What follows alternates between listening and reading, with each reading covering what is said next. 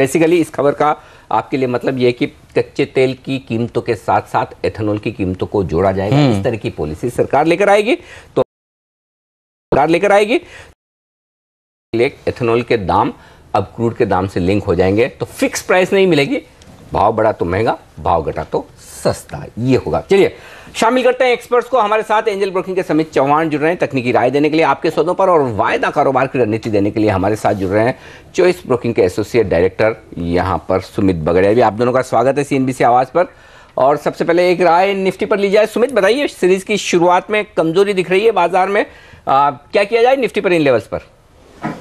Good afternoon Anil ji. Good afternoon. Yes absolutely, शुरुआत के अंदर एक वीकनेस दबाव देखने को मिल चुका है। मुझे ऐसा लगता है कि सितंबर सीरीज थोड़ा सा भारी पड़ेगा मार्केट्स पे, एक वीकनेस देखने को मिल सकती है। उसका शुरुआत और संकेत आज देखने को मिल गया है। जो पिछले 7-8 दिनों से हम 8580 का लेवल बोल रहे थे वो निफ्टी ने ब्रेक कर दिया और आज उसके नीचे ऐसा लग रहा है कि सस्टेन भी कर जाएगा। इमीडिएटली 8450 तक के लेवल्स दिखाई दे सकते हैं। इंट्राडे में निफ्टी शायद 8540 8520 के आसपास सपोर्ट लेगा, बट मुझे ऐसा लगता है कि आने वाले 10-15 दिनों में एक अच्छा और हेल्दी करेक्शन देखने को हमको मार्केट्स में मिल सकता है। ऑलराइट, चलिए तो थोड़ी सी भारी पड़ती हुई दिख रही है और देखिए इसका अंदाजा कल मिल भी गया था जब अगर सीरीज की एक्सपायरी हो रही थी, तो वो वीक नोट पे हुई है। 2 सीरीज में अच्छा प्रदर्शन दिखाने के बाद पिछली सीरीज में बाजार में करीब 1.5% से ज्यादा की गिरावट देखने को मिली है। दर्शकों का रुख करते हैं और चलते हैं चंडीगढ़ से यशपाल जी हैं हमारे साथ। बताइए यशपाल जी, क्या जानना चाहते हैं आप? नमस्कार। नमस्कार सर। पूछिए अपना सवाल। सर मैंने ICI सितंबर लिया है, 1 लॉट खरीदा है या बाय पे, और 1 लॉट HDFC लिया है सितंबर बाय। तो दोनों प्राइवेट सेक्टर बैंक्स आपको पसंद है और आज तो बैंकिंग शेयर नीचे हैं, लेकिन ये 3 दिन पहले से लिया हुआ है सर, तो वही देखा था मार्केट नीचे आज, तो मतलब अभी क्या करना चाहिए, शेयर ऑफ कर दिया जाए या फिर उसको होल्ड करके रखा जाए? समित बताइए क्या करना चाहिए इनको?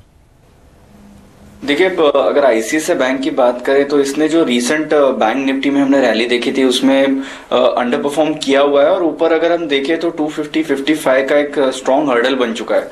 तो जब तक ये लेवल्स उसमें कन्विंसिंगली ब्रेक नहीं होते, ये स्टॉक में कुछ बड़ा मूवमेंट आने नहीं वाला है।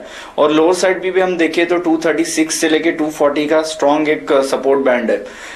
ये अगर पोजिशनली बेट इसमें रखना चाहते हैं तो 240.5 का एक स्ट्रिक्ट स्टॉप लॉस मेंटेन कीजिए, बट ये स्टॉक में अगर कुछ मोमेंटम देखना है तो 252-253 के ऊपर ही दिखाई देगा।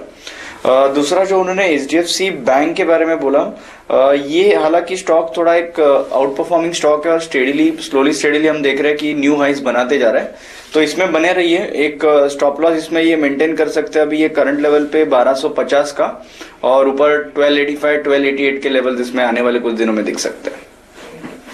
ओके, चलिए तो ये राय आपके लिए दोनों ही बैंक्स पर। समस्तीपुर बिहार से हमारे अगले दर्शक हैं विकास, इस वक्त हमारे साथ फोन लाइन पर। विकास जी नमस्कार, पूछिए अपना सवाल सर। नमस्कार सर। जी सर, मैंने रिलायंस के सितंबर सीरीज का 220 का कॉल और पुट दोनों सेल कर रखा है सर। मैंने प्रीमियम लिया 53.70 रुपए का। पुट भी सेल किया और कॉल भी सेल किया, राइट? जी जी जी, मैं 3 लेवलों पर एग्जिट हूँ सर। तो आपको क्या लग रहा है 1040 की रेंज में रिलायंस रहेगा, इसीलिए आज से आपने सेल किया है? क्या सोच कर किया है?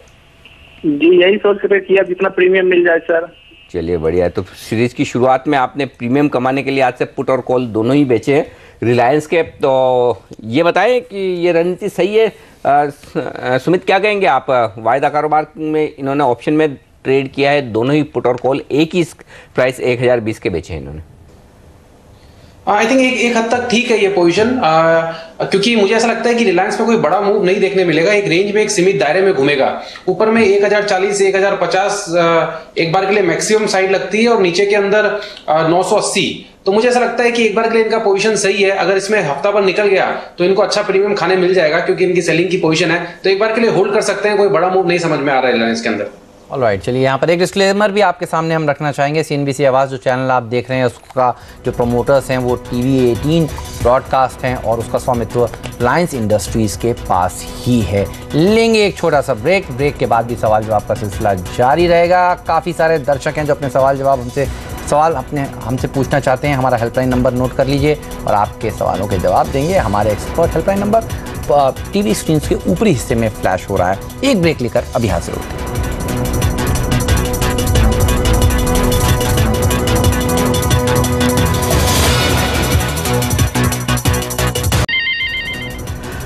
चलिए 100 अंक नीचे है सेंसेक्स और निफ्टी पर नुकसान 32 अंकों का। दिन के निचले स्तरों के आसपास कारोबार होता हुआ दिख रहा है। दिग्गजों में बैंक निफ्टी कमजोर है। हालांकि एक अच्छी बात है कि बैंक निफ्टी की अब कमजोरी और बढ़ नहीं रही है, यहाँ रुक गया है। मिड कैप इंडेक्स मामूली से हरे निशान में। अगले दर्शक हमारे साथ जुड़ चुके हैं फोन लाइन पर कोलकाता से श्याम नारायण पांडे साहब। पांडे साहब नमस्कार, पूछिए अपना सवाल। नमस्कार सर। जी सर, हमने 2000 से एवीटी नेचुरल प्रोडक्ट खरीदा है 32 के भाव पर। अच्छा, क्या तो क्या करना चाहिए सर? एवीटी नेचुरल प्रोडक्ट, ऐसे नाम मैंने सुने भी नहीं इन शेयरों के। क्या सोच के लिया है सर आपने? हाँ सर, क्या सोच के लिया है? क्या इरादा क्या है? क्यों इन्वेस्टमेंट के पर्पज से लिया है। हाँ जी, 6-7 महीना का होल्ड। 6-7 महीने पहले लिया है। चलिए, और भाव है 31 रुपए का। चलिए, तो चलो बहुत नुकसान में तो नहीं है, कम से कम अच्छी बात है। 32 में खरीदा, 31 है। तो समित चौहान को पूछते हैं चार्ट्स पर क्या राय है उनकी। समित, क्या किया जाए? एवीटी नेचुरल प्रोडक्ट्स ये शेयर खरीदा है इन्होंने। देखिए अनिल जी, जनरली तो ये ट्रैक नहीं करते। इनफैक्ट मैं आज फर्स्ट टाइम इसका चार्ट स्ट्रक्चर देख रहा हूँ। बट अगर मैंने लास्ट 5-6 महीने के अगर मैं प्राइस एक्शन देखूँ तो क्लियरली ये साइडवेज ट्रेंड में चल रहा है और उसमें वॉल्यूम एक्टिविटी भी कुछ ज़्यादा दिख नहीं रही है। तो मैं ज़्यादा कन्विक्शन के साथ इसमें होल्ड करने की सलाह नहीं दूंगा। एक छोटा स्टॉप लॉस दूंगा 30 रुपीज़ का, जो एक सपोर्ट बन चुका है। उसके नीचे जाता है तो ये स्टॉक में से एग्जिट करना चाहिए। और इन केस अगर वॉल्यूम वो ब्रेकडाउन पे बढ़ जाएंगे तो मेरे ख्याल से डेफिनेटली ये स्टॉक में एग्जिट करना चाहिए, क्योंकि जनरली हमने देखा है ऐसे जो थिनली वॉल्यूम जिसमें होते हैं वो स्टॉक अगर कोई मेजर लेवल ब्रेक करते हैं वॉल्यूम के साथ तो वो स्टॉक में अच्छा खासा करेक्शन आता है। तो 30 का एक सपोर्ट मान के चलिए, उसके नीचे स्टॉप लॉस मेंटेन करने की सलाह होगी। बेहद लिक्विड स्टॉक है। देखिए, बाजार बंद होने में करीब 1.5 घंटा बचा है और सुबह से शाम तक 9,628 शेयर ट्रेड हुए हैं। और जब से शेयर का नाम लिया जा रहा है तब से एक भी शेयर इसमें ट्रेड नहीं हुआ है। तो इस तरह के लिक्विड स्टॉक से बचना चाहिए। हाँ, अच्छा, मैंने पहली बार सुना है नाम, आपने पहली बार सुना है, और समित कह रहे हैं उन्होंने पहली बार, और हमारे डायरेक्टर है, स्टूडियो डायरेक्टर वो भी कह रहे हैं कि उन्होंने भी पहली बार ये स्टॉक फायर किया स्क्रीन पर। तो पांडे साहब, जो स्टॉक अनलेस कि आपको बहुत पता है इस शेयर के बारे में कि कैसे फंडामेंटल से क्या कंपनी कारोबार करती है, तब तो ठीक, नहीं तो हम सबका पहली बार सुना हुआ है। तो फिर आप समझ लीजिए स्टॉक को होल्ड करना चाहते हैं या आप निकल जाएं, आपकी मर्जी है। चलिए, ये आपके लिए राय हमारे एक्सपर्ट की तरफ से। चलिए अगले दर्शक का रुख करते हैं, जयपुर चलते हैं और वहाँ से हमारे साथ जुड़ चुके हैं कल्पना जी। कल्पना जी नमस्कार, बताइए आप क्या जानना चाहती हैं? Yeah, hi sir. Actually, I've purchased one lot for BOV at 163.2. ठीक है, आज ही खरीदा क्या? नहीं, ये मैंने लास्ट वीक में खरीदा था। लास्ट सीरीज में आपने खरीदा था? लास्ट वीक में, सितंबर लास्ट वीक में आपने खरीदा था, ठीक है। और सितंबर की सीरीज में आपने खरीदा ये बैंक ऑफ बड़ौदा 163 रुपीज 20 पैसे पे, right? Right, and one more lot for SBI, ठीक है, which is at 258 रुपीज। तो बैंकिंग शेयर खरीदे, दोनों PSU बैंकिंग स्टॉक्स खरीदे। वैसे इवेंट आपको बता दूं, सितंबर सीरीज में 16 तारीख को वित्त मंत्री जी और बैंक्स के चीफ्स जो मुखिया हैं उनके बीच में एक बैठक होने वाली है और देखना होगा कि NPAs को लेकर तो चर्चा होगी। और ये NPAs के बाद अब सरकार रिकैपिटलाइज 25,000 करोड़ रुपए का किस तरह से करती है, इस पर भी निगाहें बाजार की टिकी रहेंगी। तो शेयर आपने दोनों PSU बैंक से खरीदे हैं। पूछते हैं हमारे एक्सपर्ट से, सुमित बगड़िया जी हैं हमारे साथ, जानते हैं कैसा लग रहे हैं दोनों शेयर, बताइए सुमित। बैंकिंग स्टॉक्स में दबाव देखने को मिल रहा है। बैंक ऑफ बड़ौदा 157, 158 का सपोर्ट है। अगर ये सपोर्ट टूट गया तो ये स्टॉक खराब हो जाएगा और 149 तक गिर सकता है। तो इनको मेरे हिसाब से 157 का स्टॉप लॉस लगा के एक बार पोजीशन होल्ड करें। अगर कोई पुलबैक मिलता है तो ऊपर के अंदर ये 162, 163 के आसपास निकल सकते हैं, क्योंकि ओवरऑल बैंक ऑफ बड़ौदा का जो रेजिस्टेंस है वो है 167, 168। ये लेवल टूटने के बाद ही हमको फ्रेश तेजी देखने को मिलेगी। जब तक ये लेवल नहीं टूटता है तब तक हो सकता है शायद थोड़ा सा कोई दबाव देखने को मिल जाए। और 157 अगर टूटा तो 149 तक का लेवल दिखेगा। तो मेरा सजेशन ये रहेगा कि 157 का स्टॉप लॉस लगाए बैंक ऑफ बड़ौदा में। और जहां तक SBI का सवाल था, SBI के अंदर भी फिलहाल एक बार होल्ड करें 243, 244, ये एक फाइनल सपोर्ट जोन है SBI का। अगर ये लेवल टूटा तो SBI भी खराब हो जाएगा और 235, 230 के लेवल्स तक आएगा। तो 243 या 244 का स्टॉप लॉस लगा के एक बार पोजीशन होल्ड करें और पुल बैक में निकल जाने की सलाह रहेगी इसके अंदर से भी। ओके, और इस बीच नतीजे आपकी स्क्रीन पर फ्लैश होते हुए दिख रहे हैं। फिनोलेक्स इंडस्ट्रीज के नतीजे 72 करोड़ से मुनाफा बढ़कर 98 करोड़ और आय में भी थोड़ी बढ़त दिख रही है। आय अब 673 करोड़ का आंकड़ा आय का आता हुआ दिख रहा है। मार्जिन्स 20% से बढ़कर 24.25% के आसपास आते हुए दिख रहे हैं। तो नतीजे अच्छे नज़र आ रहे हैं फिनोलेक्स इंडस्ट्रीज़ के, और आप देख सकते हैं स्टॉक में भी मजबूती 4% की आती हुई दिख रही है। तो अच्छे नतीजे फिनोलेक्स इंडस्ट्रीज़ के आपकी स्क्रीन पर फ्लैश होते हुए इस वक्त। अगले दर्शक दिल्ली से हैं हमारे साथ इस वक्त फोन लाइन पर मनीष गुप्ता। गुप्ता साहब नमस्कार, पूछिए अपना सवाल। हाँ नमस्कार सर, मेरा सवाल है कैमलिन फाइनेंस के ऊपर। 7,500 शेयर लिए हैं मैंने 106 पे, और मेरा 3 साल का नजरिया है लॉन्ग टर्म। क्या मुझे यहाँ पर ऐड करना चाहिए? 3 साल के लिए दे दीजिएगा। ये खरीदे कितने वक्त पहले खरीदे हैं आपने?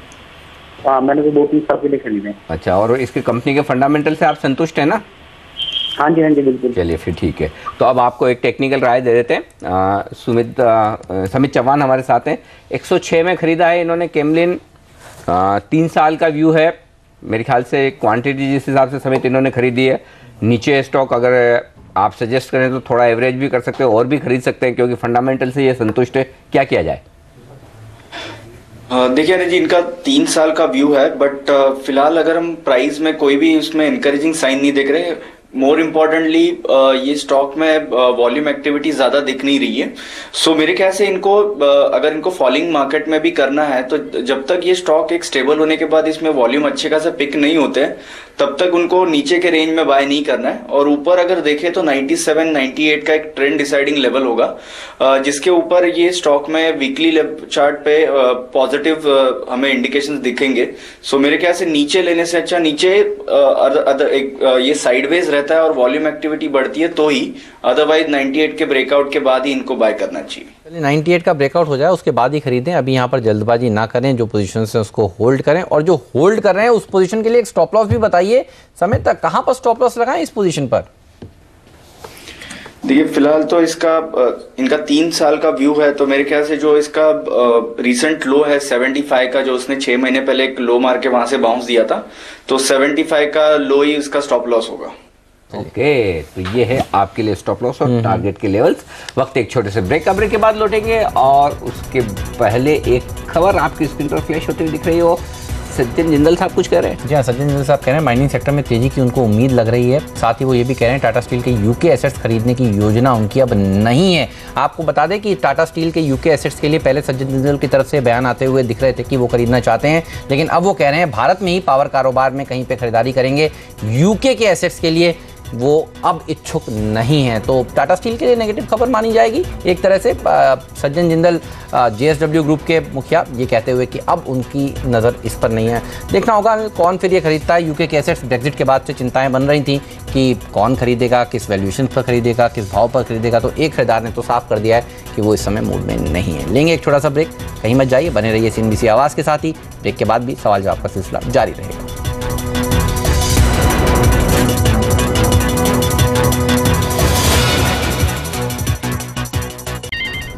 8,550 के आसपास सपोर्ट लेने की कोशिश। निफ्टी की आज का लो है 8,554, वहां से लगभग 7-8 पॉइंट ऊपर है। लगभग 95 पॉइंट नीचे है सेंसेक्स, और निफ्टी है 30 अंक नीचे। मिड कैप इंडेक्स ये जरूर कहना होगा कि दिन भर से हरे निशान में बने हुए, हालांकि तेजी तो वहां भी कम हुई है लेकिन फिर भी हरे निशान में है। बैंक निफ्टी थोड़ा ज़्यादा फिसला था, अब संभलता हुआ दिख रहा है, क्योंकि बैंक निफ्टी का लो है आज का 19,133, और निचले स्तरों से बैंक निफ्टी ने लगभग 65 अंकों की रिकवरी दी है। चलिए वक्त है हमारे एक्सपर्ट से विदा लेने का। समित चौहान का शुक्रिया अदा करेंगे। बहुत बहुत शुक्रिया समित आपका हमारे लिए वक्त निकालने के लिए, दर्शकों के सवालों के जवाब देने के लिए। लेकिन सुमित बगड़िया हमारे साथ बने रहेंगे। तो ट्रेडर्स हॉटलाइन में आज के लिए इतना ही। ब्रेक के बाद लेकर आएंगे आपके लिए आखिरी सौदा और बताएंगे आपको इस बाजार में वायदा कारोबार में आप लॉन्ग करें या शॉर्ट।